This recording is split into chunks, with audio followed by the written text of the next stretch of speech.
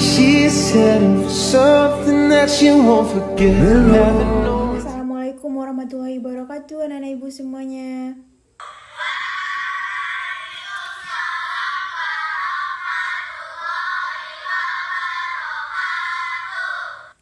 Ya, baik, pada pagi hari ini sebelum kita memulai pembelajaran kita, alangkah baiknya kita berdoa dulu. Baik, silahkan ketua kelas dipimpin doanya.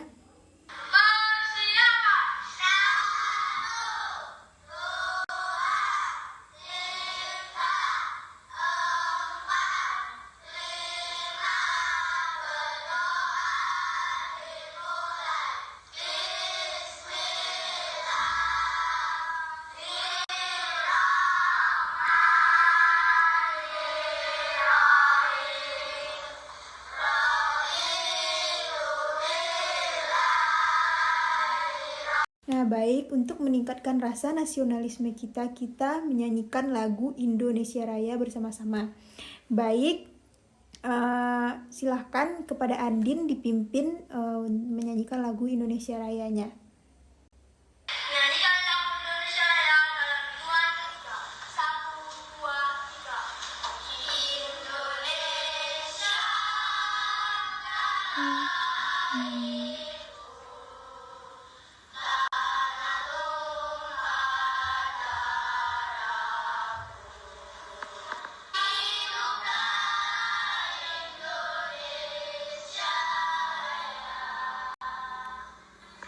Nah, baik, sebelum kita memulai atau masuk ke dalam pembelajaran kita, untuk lingkungan kita yang sehat dan bersih, alangkah baiknya anak-anak ibu silakan dilihat dulu di mejanya atau di bawah kursinya sampah. Siapa yang ada di bawah meja atau kursinya sampah? Sampah yang sudah dikumpulkan tadi atau sudah diambil tadi oleh anak-anak ibu silakan dibuang kepada tong sampah.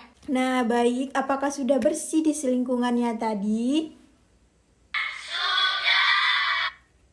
Nah, baik, selanjutnya, apakah anak-anak ibu siap untuk belajar pada pagi hari ini? Nah, baik. Jadi, pada pagi hari ini kita akan masuk ke dalam pembelajaran kita yang kita lanjutkan pembelajaran sebelumnya, yaitu pembelajaran yang kelima. Sebelum kita memulai pembelajaran kita pada pagi hari ini, ada baiknya kita melakukan tepuk semangat. Baik, kepada Andin silahkan dipimpin tepuk semangatnya.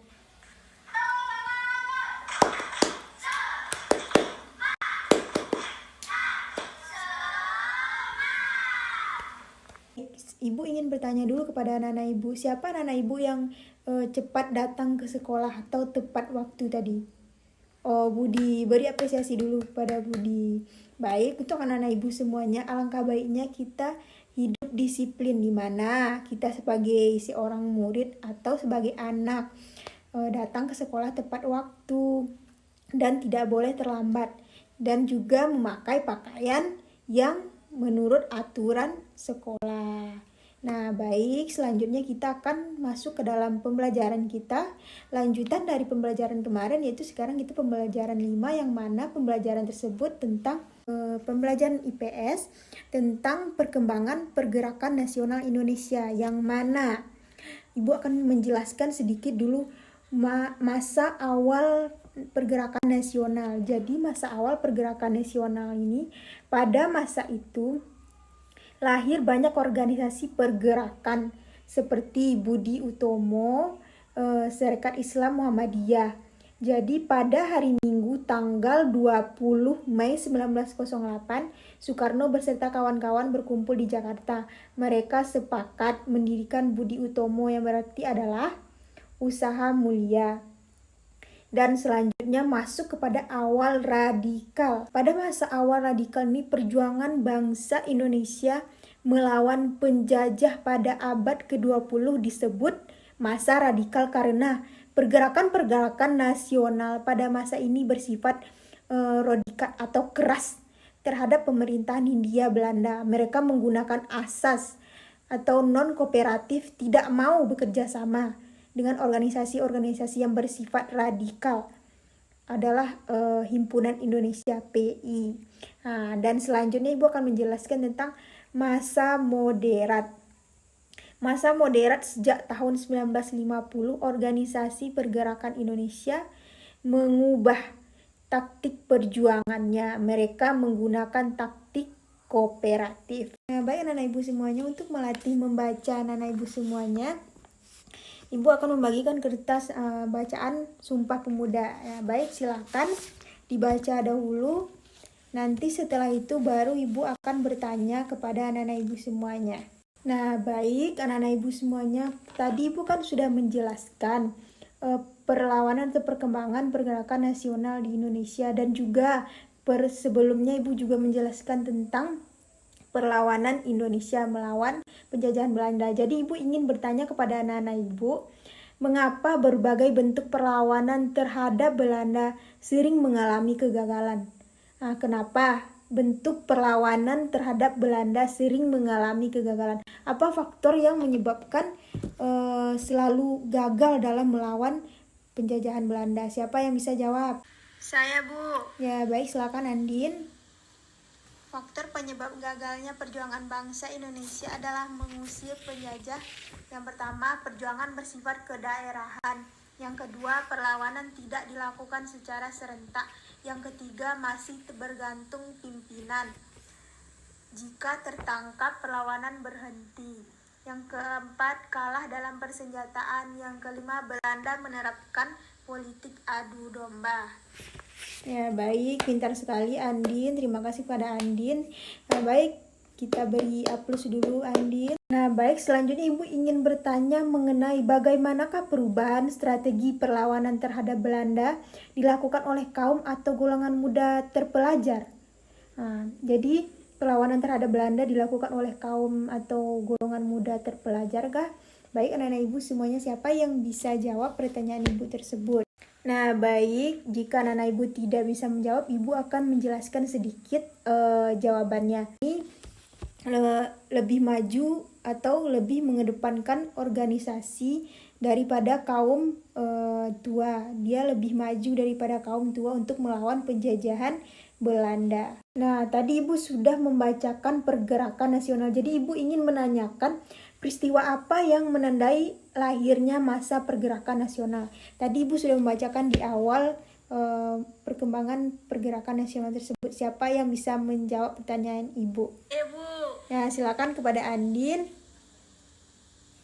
Berdirinya organisasi Budi Utomo pada tanggal 20 Mei 1908. Ya, benar sekali jawaban Andin. Baik, selanjutnya ibu ingin bertanya kepada anak-anak ibu, peristiwa apa yang menandai terjadinya pergerakan nasional ini? Baik, siapa? Ayo, siapa yang bisa jawab? Nah, baik, karena anak-anak ibu belum bisa menjawabnya, jadi ibu akan menjelaskan sedikit peristiwa apa yang menandai pergerakan nasional ini. Yang pertama, masa awal pergerakan nasional tahun 1900-an. Yang kedua, masa awal radikal pada tahun 1920 sampai 1927-an. Dan yang ketiga, masa moderat. Masa moderat ini tahun 1930-an. Nah, baik kepada anak-anak ibu semuanya, selanjutnya ibu ingin bertanya, ini pertanyaan terakhir, yaitu peristiwa apa yang menjadi latar belakang ditetapkannya Hari Kebangkitan Nasional? Jelaskan alasannya. Jadi hari apa ditetapkan Kebangkitan Nasional ini? Siapa yang bisa jawab? Ayo. Nah, baik, karena anak-anak ibu belum bisa menjawabnya, jadi ibu ingin menjelaskan sedikit, yaitu sebagai organisasi modern yang pertama kali muncul di Indonesia, pemerintahan RI menetapkan tanggal berdirinya Budi Utomo diperingati sebagai Hari Kebangkitan Nasional. Baik, untuk anak-anak ibu ingin memberikan tugas kepada anak-anak ibu. Anak-anak ibu cari beberapa atau satu contoh tokoh perjuangan pergerakan nasional Indonesia. Silakan anak-anak ibu buat dulu, nanti akan ditukarkan kepada temannya. Jadi temannya akan membacakan tugas dari teman sebelahnya. Baik, silakan anak-anak ibu dibuat tugasnya, yaitu mencari tokoh pergerakan nasional dan bikin biografinya, biografi pendeknya. Nah, baik, karena tugasnya sudah selesai, anak-anak ibu juga sudah mengoreksi tugas temannya tadi. Jadi tugasnya sudah dikumpulkan ke ibu. Ibu ingin membacakan tugas salah satu anak ibu, yaitu namanya Budi. Nah, ibu ingin membacakan tokoh yang dibuat Budi, yaitu nama tokohnya Dr. Sutomo. Asal tokoh Nganjuk, Jawa Timur. Bentuk perjuangannya, perjuangan melalui organisasi modern dan menjadi pelopor berdirinya Budi Utomo. Dampak perjuangannya terhadap pergerakan nasional menjadi tonggak awal masa pergerakan nasional dan menandai era kebangkitan nasional. Nah, ini yang dibuat oleh Budi ini, tokohnya sangat bagus sekali. Ya, tepuk tangan untuk Budi dulu. Baik, dari pembelajaran yang sudah Ibu jelaskan tadi dan sudah kita buat tugas tadi, apakah ada anak-anak Ibu yang ingin bertanya? Saya, Bu. Nah, silakan Andin. Faktor yang memicu munculnya rasa kebangsaan Indonesia itu apa, Bu?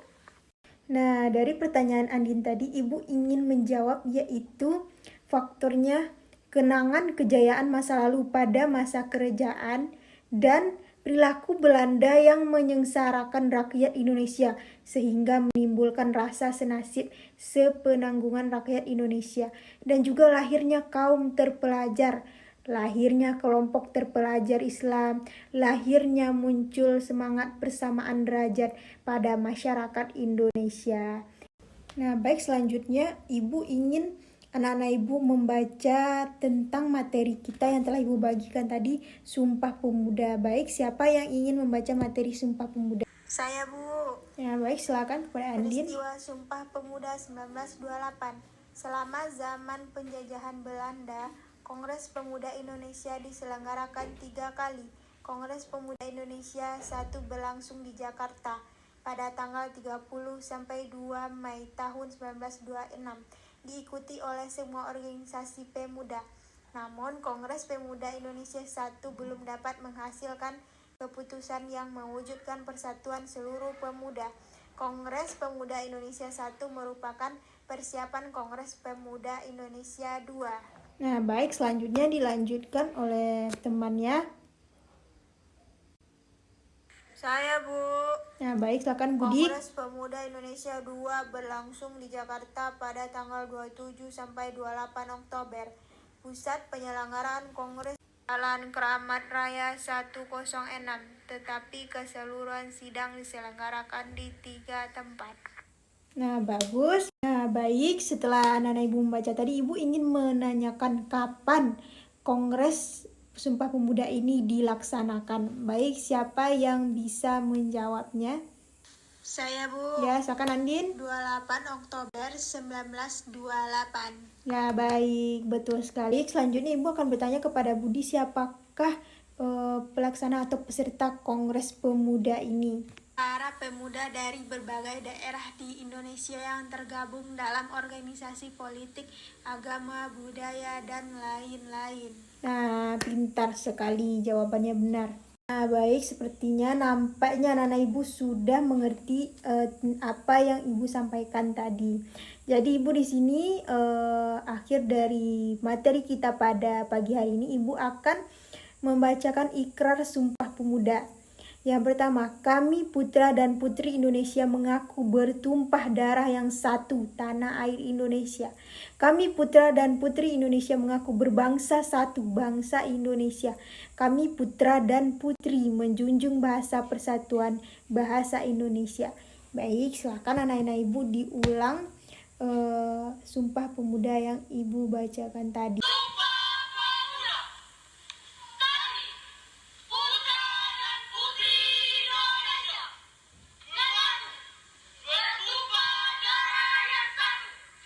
Nah, baik, sudah bisa, anak-anak Ibu sudah pintar dalam membaca ikrar Sumpah Pemudanya.